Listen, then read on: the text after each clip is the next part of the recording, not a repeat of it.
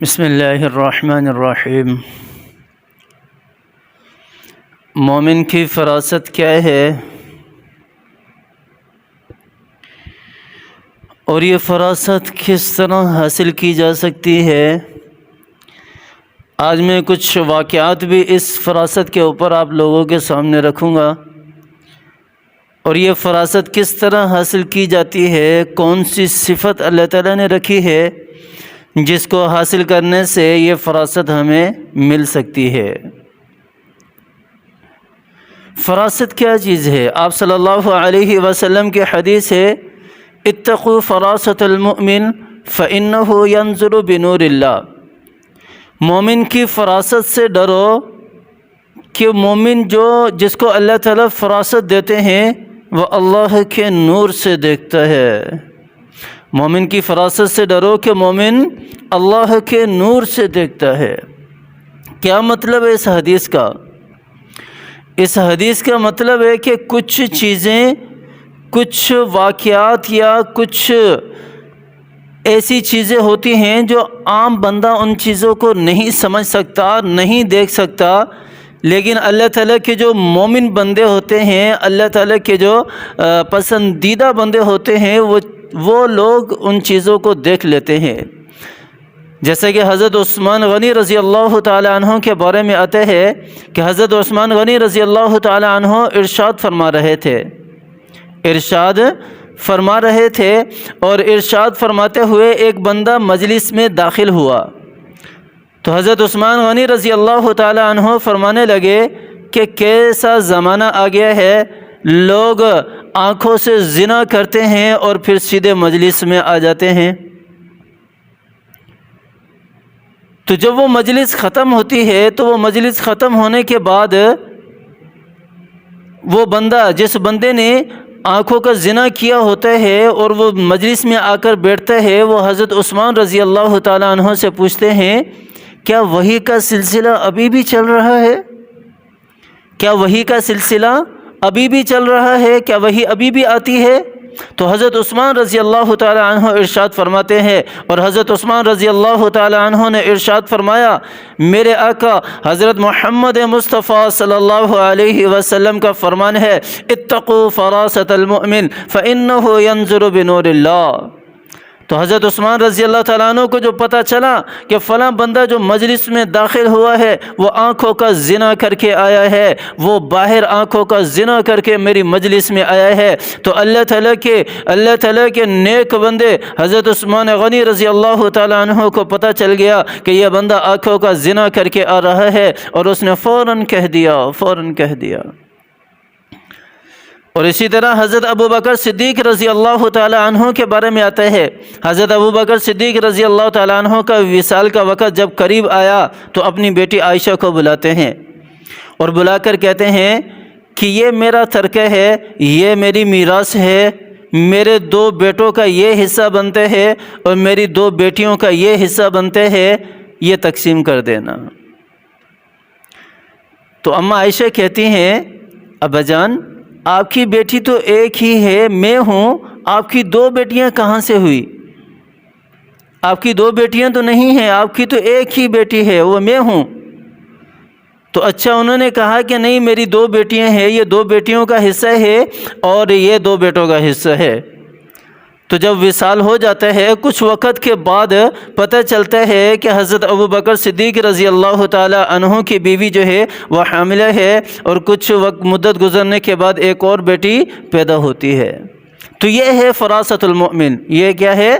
فراست المؤمن ہے۔ اور اسی طرح حضرت جنید بغدادی رحمہ اللہ کی مجلس میں ایک آدمی آتا ہے، دور دراز سے سفر کر کے حضرت جنید بغدادی کی مجلس میں آ کر بیٹھتا ہے اور بیٹھا رہتا ہے، حضرت جنید بغدادی کا وعظ سنتا رہتا ہے۔ تو مجلس کے دوران ہی جب مجلس بالکل درمیان میں ہوتی ہے تو اس وقت وہ بندہ سوال کرتا ہے کہ حضرت میں آپ سے ایک سوال پوچھنا چاہتا ہوں، مجھے اس کا جواب چاہیے، مجھے اس کا جواب نہیں مل رہا۔ تو وہ جنید بغدادی رحمہ اللہ کہتے ہیں کہ ہاں پوچھو، کیا سوال پوچھنا ہے آپ نے، ہم آپ کا سوال کا جواب دیں گے انشاءاللہ اللہ کے حکم سے۔ تو وہ بندہ کہتا ہے کہ رسول اللہ صلی اللہ علیہ وسلم کی یہ حدیث ہے اتقوا فراست المؤمن فإنه ينظر بنور اللہ، اس کا کیا مطلب ہے؟ اس حدیث کا کیا مطلب ہے؟ تو حضرت جنید بغدادی اللہ تعالیٰ نے انہیں علم دیا تھا، اللہ تعالیٰ نے انہیں بہت بڑا مقام، بہت بڑا مرتبہ دیا تھا۔ اس مرتبے اور اس مقام اور اس اللہ کی رضا جو اللہ تعالیٰ نے حضرت جنید بغدادی کو دی تھی اپنی رضا، اسی رضا سے وہ فوراً بولے اور کہا کہ اس کا مطلب ہے کہ آپ کلمہ پڑھو، لا الہ الا اللہ محمد الرسول اللہ، آپ کلمہ پڑھو اور مسلمان ہو جاؤ۔ تو وہ بندہ بالکل رنگ اس کا فک ہو جاتا ہے، بالکل سرخ ہو جاتا ہے، وہ کہتے ہیں کہ یہ میرے ساتھ کیا ہو گیا، یہ میرے ساتھ کیا ہو گیا، میں تو حضرت جنید بغدادی کا مذاق اڑانے کے لیے آیا تھا، میں تو اس سے بھری مجلس کے اندر ذلیل و رسوا کرنے کے لیے آیا تھا، اس نے تو مجھے ہی رسوا کر دیا، اس نے تو مجھے ہی رسوا کر دیا۔ یہ ہے فراست المؤمن۔ اللہ تعالیٰ نے حضرت جنید بغدادی کو بتا دیا تھا، یا حضرت جنید بغدادی نے وہی اللہ تعالیٰ کے نور سے یہ جان لیا کہ یہ بندہ عیسائی ہے اور یہ بندہ یہ سوال کرے گا، اور اس کا جواب پھر وہی دیا کہ تو میری مجلس میں بیٹھا ہے، مجھے پتہ ہے کہ تو عیسائی ہے، اور تو کلمہ پڑھ لے لا الہ الا اللہ محمد رسول اللہ اور مسلمان ہو جا۔ اس حدیث کا مطلب یہی ہے، اس حدیث کا مطلب یہی ہے۔ تو آپ صلی اللہ علیہ وسلم کی جو حدیث ہے اتقوا فراست المؤمن فإنه ينظر بنور اللہ، یہ کیسے حاصل کریں؟ یہ ہر بندے کو کس طرح حاصل ہو سکتی ہے؟ ہر بندے کو کس طرح حاصل ہو سکتی ہے؟ اس کے لیے تقوی ضروری ہے، اس کے لیے تقوی ضروری ہے، اللہ تعالیٰ کا محبوب بندہ بننا ضروری ہے۔ اللہ تعالیٰ کے محبوب بندے کون سے ہیں؟ میں تقوی کیوں کہہ رہا ہوں؟ میں تقوی کیوں کہہ رہا ہوں؟ اللہ تعالیٰ نے قرآن پاک کے اندر ارشاد فرمایا ان اکرمکم عند اللہ اتقاکم، اللہ تعالیٰ فرما رہے ہیں کہ میرے نزدیک تم میں سے سب سے زیادہ بہترین شخص، تم میں سے سب سے زیادہ بہترین بندے وہ ہیں جو تقوی اختیار کرنے والے ہیں، جو تقوی اختیار کرنے والے ہیں، جو خود کو گناہوں سے بچانے والے ہیں، جو پرہیزگاری اختیار کرنے والے ہیں، جو ہر مشتبہ چیز سے بھی بچنے والے ہیں، جو اپنے آپ کو ہر وقت اللہ تعالیٰ کے احصار میں بند رکھتے ہیں اور ہر وقت نیکیوں کی طرف راغب رہتے ہیں، ہر وقت اللہ تعالیٰ کو راضی کرنے کی فکر ہوتی ہے، ہر وقت ان کا ذہن، ان کا دل، ان کا جسم سارا کا سارا اللہ تعالیٰ کے ذکر میں تر و تازہ ہوتا ہے، اللہ تعالیٰ کی یاد میں تر و تازہ ہوتا ہے۔ ایسے لوگ تقوی والے ہوتے ہیں، ایسے لوگ تقوی والے ہوتے ہیں، اور تقوی کے بغیر یہ صفت حاصل ہو ہی نہیں سکتی، فراست المؤمن والی صفت تقوی کے بغیر حاصل ہو ہی نہیں سکتی۔ اور تقوی کیسے حاصل کریں؟ تقوی کیسے حاصل کریں؟ آسان سا حل، آسان سا طریقہ اللہ تعالیٰ نے قرآن پاک کے اندر تقوی حاصل کرنے کا بتایا ہے، اور وہ کیا ہے؟ یا ایھا الذین آمنوا اتقوا اللہ وقولوا قولا سدیدا، وقولوا قولا سدیدا۔ اے ایمان والو، اللہ تعالیٰ سے ڈرو، اللہ تعالیٰ سے ڈرو، وقولوا قولا سدیدا، اور سچ بات کہنے والے بن جاؤ، صاف ستھری بات کہنے والے بن جاؤ، اور لغو باتوں سے اپنے آپ کو بچانے والے بن جاؤ۔ ہم نے لغو باتوں سے اپنے آپ کو تو کیا بچانا ہے؟ ہم تو اپنے آپ کو برائیوں سے نہیں بچا سکتے۔ وہ جو اللہ تعالیٰ نے فرائض ہمارے اوپر لاگو کیے ہیں، ہم تو ان کو ادا نہیں کرتے۔ وہ کتنے ہمارے مسلمان ہیں جو نماز ہی نہیں پڑھتے، وہ کتنے ہمارے مسلمان ہیں اور جنہیں پتہ ہی نہیں ہے کہ نماز کیا چیز ہے، اور کتنے ہمارے مسلمان بھائی ہیں اور جن کو پتہ ہی نہیں ہے مساجد میں کیا ہوتا ہے، اور جن کو سجدوں کا ہی نہیں پتہ، اور جن کو اللہ کے سامنے کھڑے ہونے کا ہی نہیں پتہ۔ وہ کیسے اپنے آپ کو برائیوں سے بچائیں گے؟ وہ کیسے اپنے آپ کو برائیوں سے بچائیں گے؟ اور بڑی بڑی عبادتیں جتنی بھی ہیں نا، اور بڑی بڑی عبادتیں جتنی بھی ہیں نا، اللہ تعالیٰ نے ساری عبادتوں کے آخر میں ایک اجر لکھا ہوا ہے، اور وہ اجر یہی تقوی ہے، تقوی ہے۔ اٹھا کر دیکھ لیں قرآن کو، اللہ تعالیٰ نے رمضان المبارک کے بارے میں آیت نازل فرمائی، کتب علیکم الصیام کما کتب علی الذین من قبلکم لعلکم تتقون۔ اللہ تعالیٰ نے فرمایا کہ رمضان کے روزے تمہیں متقی بنانے کے لیے ہیں، اور رمضان کے روزے تمہیں پرہیزگار بنانے کے لیے ہیں، اور رمضان کے روزے تمہیں اللہ تعالیٰ کا پسندیدہ شخص بنانے کے لیے ہیں، اللہ تعالیٰ کا پسندیدہ بندہ بنانے کے لیے ہیں، اور رمضان کے روزے اللہ تعالیٰ کی رضا کو کھینچنے والے ہیں، اور رمضان کے روزے اللہ کے محبوب کی رضا کو کھینچنے والے ہیں، اللہ کے محبوب کو راضی کرنے والے ہیں۔ لعلکم تتقون، ہر گناہ سے تمہیں بچانے والے ہیں، ہر برائی سے تمہیں بچانے والے ہیں۔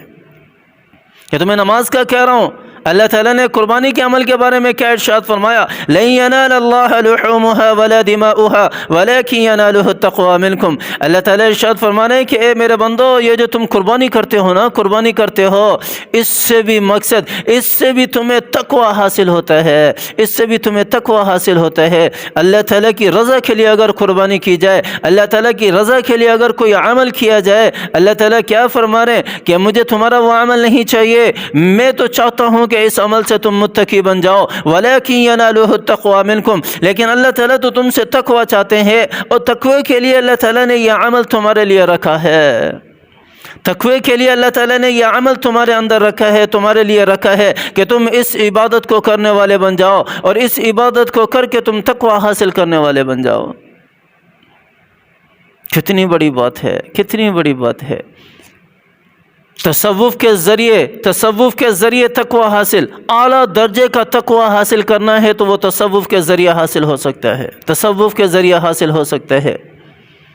اور اللہ تعالیٰ نے تو یہ، میں کہہ رہا ہوں کہ یہ جو فرائض اسی طرح نماز کے بارے میں بھی ہے، نماز کے بارے میں بھی ہے وَإِنَّهَا لَكَبِيرَةٌ إِلَّا عَلَى الْخَاشِعِينَ، اور جو اللہ تعالیٰ کا ڈر اور خوف رکھنے والے ہیں ان کے اوپر نماز بھاری نہیں ہے، ان کے اوپر نماز بھاری نہیں ہے۔ کیا مطلب ہے؟ کہ نماز پڑھنے والوں کے دلوں میں ڈر اور خوف پیدا ہوتا ہے، اللہ کا ڈر اور خوف پیدا ہوتا ہے نماز پڑھنے والے کے دلوں کے اندر، اور یہ ڈر اور خوف انسان کو برائیوں سے بچاتا ہے، انسان کو گندگی سے بچاتا ہے، انسان کو فحش کلامی سے بچاتا ہے، انسان کو خیانت سے بچاتا ہے، دھوکے سے بچاتا ہے، فریب سے بچاتا ہے، ریاکاری سے بچاتا ہے، اور آنکھوں کے زنا سے، کانوں کے زنا سے، اور دل کے زنا سے، اور ہر قسم کی برائی سے یہ بچاتا ہے۔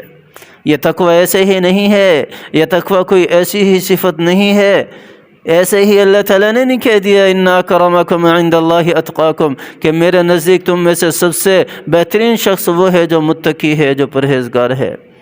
اللہ تعالیٰ ہمیں تقوی حاصل کرنے کی توفیق عطا فرمائے، اللہ تعالیٰ ہمیں عمل کرنے کی توفیق عطا فرمائے۔ آمین ثم آمین، وآخر دعوانا ان الحمد للہ رب العالمین۔